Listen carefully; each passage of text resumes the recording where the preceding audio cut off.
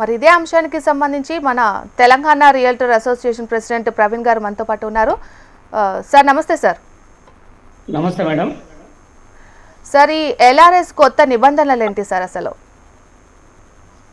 అసలు ఎల్ఆర్ఎస్ అనేది నిత్య ప్రక్రియగా ఉండాలండి. ఈ రాష్ట్ర ప్రభుత్వము ఎల్ఆర్ఎస్ అంటే ఖజానా నింపుకోవడం కోసమే ఎల్ఆర్ఎస్ ఇమీడియట్ గా మార్చి 31 లోపు కట్టాలని చెప్పటం జరుగుతుంది. ఇది సరైనటువంటి పద్ధతి కాదు. ప్రజల దగ్గర డబ్బులు ఉన్నప్పుడు కట్టుకుంటారు, హౌస్ పర్మిషన్ పోయినప్పుడు కట్టుకుంటారు. అంతేగాని మార్చి 31 లోపు ఎల్ఆర్ఎస్ చెల్లించాలనటం అనేది కరెక్ట్ కాదు. బీఆర్ఎస్ ప్రభుత్వంలో తెలంగాణ రియాల్టర్స్ అసోసియేషన్ ఉద్యమం చేస్తున్నప్పుడు, ఎల్ఆర్ఎస్ కు వ్యతిరేకంగా రద్దు చేయాలని ఉద్యమం చేస్తున్నప్పుడు ఇప్పుడు ఉన్నటువంటి ముఖ్యమంత్రి గారు కానీ, ఉత్తమ్ కుమార్ రెడ్డి గారు కానీ, కోమటిరెడ్డి గారు కానీ, బట్టి విక్రమార్క రెడ్డి గారు కానీ, వీళ్ళంతా మా ప్రభుత్వం ఏర్పడితే ఎల్ఆర్ఎస్ ను రద్దు చేస్తామని చెప్పడం జరిగింది. ఎల్ఆర్ఎస్ ను రద్దు చేయకపోగా వీళ్ళేదో మార్చి 31 వరకే 25% రాయితీ ఇస్తాము, మీరందరూ ఎల్ఆర్ఎస్ కట్టుకోండి అని చెప్పటం. ఇంకా కొత్తగా వీళ్ళు తీసుకొచ్చిన నిబంధనలు ఏంటంటే, చెరువులకు దగ్గరగా ఉన్నటువంటి లేఅవుట్లకు 200 మీటర్ల వరకు ఎల్ఆర్ఎస్ ప్రొసీడింగ్స్ ఇవ్వమంటున్నారు. ఇది కూడా తప్పిదమే. కేవలం 30 మీటర్ల వరకే బఫర్ జోన్ ఉంటుంది. బఫర్ జోన్ అనేది 200 మీటర్లకు పెంచిరు వీళ్ళు. ఇంకోటి ఏం చెప్తున్నారు, ముందే ఎల్ఆర్ఎస్ కట్టండి, మీకు ప్రొసీడింగ్ రాకపోతే, మీ అప్లికేషన్ ఎలిజిబుల్ కాకపోతే మీకు 10% కట్ చేసుకొని 90% ఇస్తామంటున్నది. ఇది కూడా కరెక్ట్ కాదు. 10% కలిపి మిత్తితోటి కలిపి మీరు ప్రొసీడింగ్ వాళ్ళకు ఇవ్వకపోతే డబ్బులు తిరిగి ఇవ్వాలి. అంతేగాని 10% కట్ చేసుకొని ఇస్తామనటం కూడా కరెక్ట్ కాదు. మార్చి 31 వరకు అనేది కూడా నిబంధన మంచి పద్ధతి కాదని మేము తెలంగాణ రియల్టర్స్ అసోసియేషన్ తరఫున కోరుతున్నామండి. సార్ మరి ఈ ఎల్ఆర్ఎస్ కు ఎలా దరఖాస్తు చేసుకోవాలంటారు? వాస్తవంగా గతంలో 25,68,000 దరఖాస్తులు ఉన్నాయి పెండింగ్ లో. అట్లాగే ఇంకా కొన్ని లక్షల మంది దరఖాస్తు చేసుకునే వాళ్ళు ఉన్నారు. ఆ దరఖాస్తు చేసుకునే వాళ్ళకు ఈ ప్రభుత్వం అవకాశం కల్పించింది. ఇది సంతోషించదగిన విషయమే. అట్లాగే ఒక్కసారి కూడా గ్రామ పంచాయతీ లెవెల్లలో రిజిస్ట్రేషన్ కానటువంటి ప్లాట్ల కూడా ఎల్ఆర్ఎస్ కట్టుకొని రిజిస్ట్రేషన్ చేసుకోమంటున్నారు. కానీ అవి వందల సంఖ్యలో ఒక్కొక్క లేఅవుట్లో ప్లాట్లు ఉంటాయి కదా, కోట్లాది రూపాయలు ఎల్ఆర్ఎస్ కట్టాల్సినటువంటి పరిస్థితి ఆ చిన్న చిన్న రియాల్టర్లకు ఉంటుంది. అది కూడా కరెక్ట్ కాదని మేము చెప్తున్నాము. వాయిదాల పద్ధతిలోనైనా తీసుకోండి, లేదా కొంతకాలం టైం ఇవ్వండి.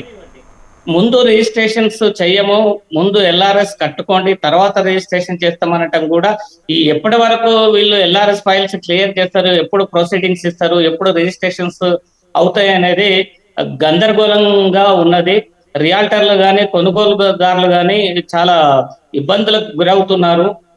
అసలు ఎల్ఆర్ఎస్ ఇప్పటికిప్పుడు కట్టాల్సినటువంటి అవసరం కూడా ప్రజలకు ఏం లేదండి. ప్రజల దగ్గర డబ్బులు ఉన్నప్పుడు కట్టుకుంటారు, పర్మిషన్ పోయినప్పుడు కట్టుకుంటారు. గ్రామ పంచాయతీలలో పర్మిషన్ పోయినప్పుడు ఎల్ఆర్ఎస్ తీసుకొని ఇంటి నిర్మాణానికి పర్మిషన్ ఇస్తున్నారు. మున్సిపాలిటీలలో కూడా ఇంటి నిర్మాణానికి పోయినప్పుడు ఎల్ఆర్ఎస్ పర్మిషన్ ఛార్జెస్ తీసుకొని ఇస్తున్నారు. అంతేగాని ఇప్పటికిప్పుడు కట్టాలి అనటం, ఈ రాయితీ కూడా మార్చి 31 వరకే ఉంటుందా, లేకపోతే ఇది కంటిన్యూగా ఉంటుందా అనేది కూడా క్లారిటీ లేదు. అయితే హైదరాబాద్ నగరంలో ఉన్నటువంటి చెరువులకు మాత్రము 30 మీటర్లే బఫర్ జోన్ అని చెప్తున్నారు. అదే విలేజ్లలో ఇతర జిల్లాల్లో ఉన్నటువంటి చెరువులకు 200 మీటర్లు పెట్టడం అనేది కరెక్ట్ కాదు. అసలు హెచ్ఎండిఏ నిర్ణయాలు అనేది సబబుగా లేవు, ప్రభుత్వ నిర్ణయం కూడా సబబుగా లేదు. ఒక క్లారిటీ ఉండాలి, ఒక ఖచ్చితమైనటువంటి నిర్ణయానికి కట్టుబడి ఉండాలి. అందరికీ ఈక్వల్ న్యాయం అనేది ప్రభుత్వం చేయాలి. కానీ కార్పొరేట్ రియల్ ఎస్టేట్ సంస్థలకు ఒక న్యాయం, చిన్న చిన్న రియాల్టర్లకు ఒక న్యాయం, లేదా కార్పొరేట్ అంటే సంపన్నులకు ఒక న్యాయం, పేద మధ్య తరగతి ప్రజలకు ఒక న్యాయం లాగా ప్రభుత్వం చేయకూడదు. అందరికీ సమాన న్యాయం కల్పించినప్పుడే ప్రభుత్వం ప్రజల మద్దతు పొందుతుందని చెప్పి మేము తెలియజేస్తున్నాం. ఓకే ఓకే సార్, అలాగే ఈ ఎల్ఆర్ఎస్ విషయంలో రియల్ ఎస్టేట్ వ్యాపారులు ఏమైనా ఇబ్బందులు ఉన్నాయంటారా? దీన్ని మనం ఏ విధంగా చూడొచ్చు?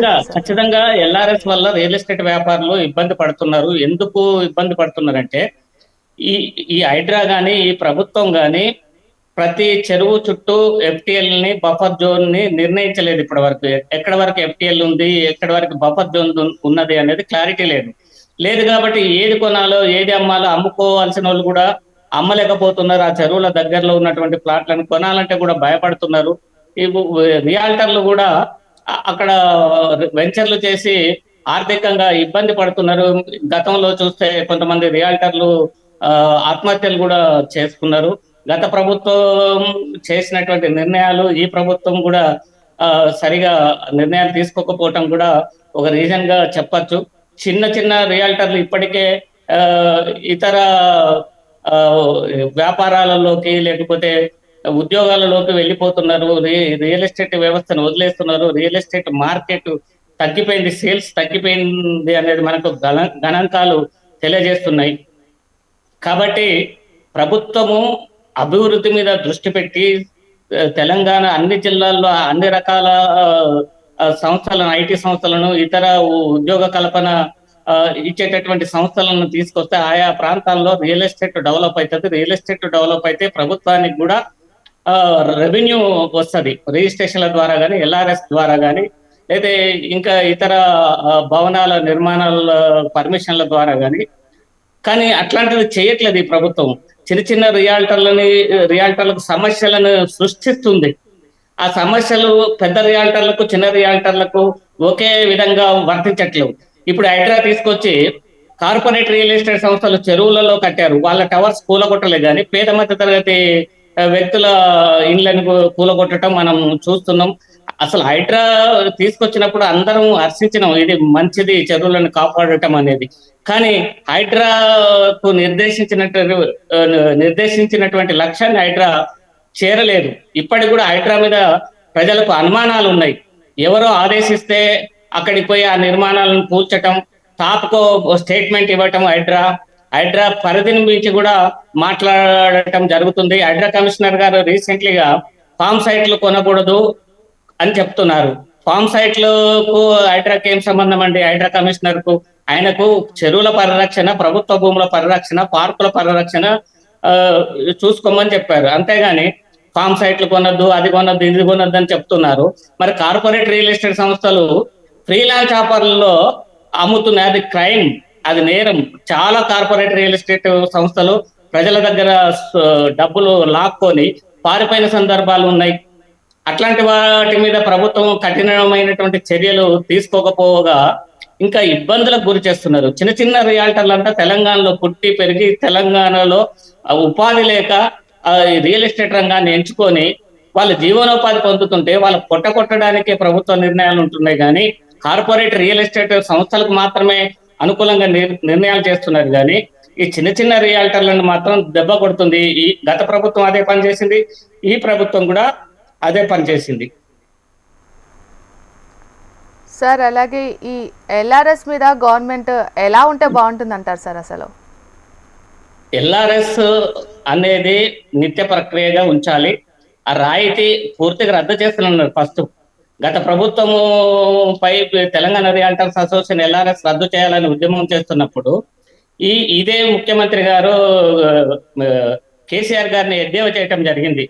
ఈ రాను కేసీఆర్ గారు మ్యారేజ్ డిక్లరేషన్ స్కీమ్ కూడా తీసుకొస్తాడేమో అని చెప్పడం జరిగింది. యాక్చువల్గా ఎల్ఆర్ఎస్ అనేది కాంగ్రెస్ ప్రభుత్వము తీసుకొచ్చింది రాజశేఖర రెడ్డి గారి పీరియడ్ లో. అయితే హెచ్ఎండిఏ నిర్ణయాలు కూడా కరెక్ట్ గా ఉండట్లేవు. హెచ్ఎండిఏ చెరువులలో పర్మిషన్స్ ఇచ్చింది, వక్ఫ్ బోర్డు భూములకు పర్మిషన్ ఇచ్చింది, అసైన్డ్ భూములకు పర్మిషన్ ఇచ్చింది.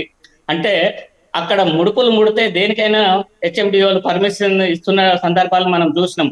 ఏది ఇప్పుడు చెరువులన్నీ కబ్జా అయినాయి, ఎవరి వల్ల అయినాయి? హెచ్ఎండిఏ వాళ్ళు పర్మిషన్ ఇవ్వటం వల్లనే, ఎల్ఆర్ఎస్లు ఇవ్వటం వల్లనే కబ్జా అయినాయి. అట్లాగే రీసెంట్లీగా హెచ్ఎండిఏ ఒక ప్రకటన చేసింది పేపర్లో. షేర్లింగంపల్లి ప్రాంతంలో ఒక చెరువు చుట్టూ ఉన్నటువంటి బఫర్ జోన్ ని రెసిడెన్షియల్ జోన్ గా మారుస్తారట. అదేంటండి, ఒక చెరువుకు ఒక న్యాయం, మిగతా చెరువులకు ఒక న్యాయమా? ఆ చెరువు చుట్టూ ఉన్నటువంటి బఫర్ జోన్ ని రెసిడెన్షియల్ జోన్లకు మార్చినప్పుడు రాష్ట్రంలో ఉన్నటువంటి అన్ని చెరువులని బఫర్ జోన్లని రెసిడెన్షియల్ జోన్లుగా మార్చమనండి. చెరువుకు ఒక రూల్ ఉంటుందా? ఇదేం పద్ధతి? దీనికి ఏమైనా జీవో ఉందా? ఎవరి ఆదేశాల మేరకు శేర్లింగంపల్లిలో ఉన్నటువంటి చెరువు చుట్టూ ఉన్నటువంటి బఫర్ జోన్ ని రెసిడెన్షియల్ జోన్ గా మారుస్తున్నది హెచ్ఎండిఏ? ఎవరికి ముడుపులు ముట్టినాయి? హెచ్ఎండిఏ మీద అసలు చాలా అనుమానాలు ఉన్నాయి. హెచ్ఎండిఏలో జరుగుతున్నటువంటి అక్రమాలను ఈ ప్రభుత్వం అడ్డుకోలేకపోయింది. గతంలో జరిగినటువంటి అక్రమాలకు కారకులైనటువంటి అధికారులను కూడా శిక్షించలేకపోయింది. అందువల్లనే అక్రమాలు జరుగుతున్నాయి.